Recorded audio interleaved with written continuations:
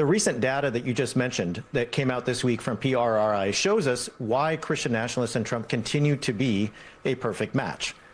Christian nationalists show a deep affinity for authoritarianism. They are an outlier when it comes to their fellow Americans in terms of their affinity for authoritarian governance. Many of them see democracy as the problem, not the solution to America's problems.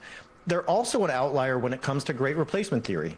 When it comes to people of faith in the United States, white Christian nationalists are those who believe in the highest numbers by far that white people are being replaced in this country and elsewhere. They're also the most skeptical of birthright citizenship. So if you put all of that together, these are people of faith who see Trump's policies in terms of immigration, mass deportation, ICE raids in the Twin Cities and Chicago and LA, not as going against the teachings of Jesus, not as heresy, but as bringing in revival, purifying the nation of God's enemies and restoring its greatness. And so when I hear him talk about tearing down that wall, well, that's, I think, what he's welcoming, a certain form of Christianity that matches with his approach to governance in terms of authoritarianism, immigration, and other pillars of his administration. Can I just ask one follow-up on that?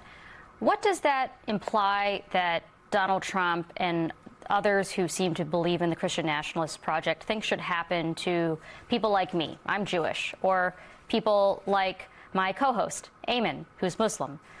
What does that mean happens to people who do not believe in the same faith? Well, let's take Doug Wilson, who was mentioned earlier. Doug Wilson was welcomed to the Pentagon this week by Pete Hegseth at the monthly prayer service that Hegseth hosts. Wilson is a pastor who's a self-identified Christian nationalist. Now, what he has said in the past is this: in the America that he wants, the America he envisions, if you are a non-Christian, if you are a Muslim, if you're a Hindu, if you're a Buddhist, you can practice your faith in your heart and in your home. But there will be no mosques, no gurdwaras, no temples. You will not be allowed to practice your religion in public. The public space will belong to Jesus, King Jesus. He also believes that you should not be able to hold office. So when it comes to Muslim Americans, when it comes to those who are not Christian, those who profess no religion, atheists, humanists, agnostics, they will be second-class citizens at best. And if they get out of line, if they're not willing to participate in the regime's policies, there will be further consequences in his vision.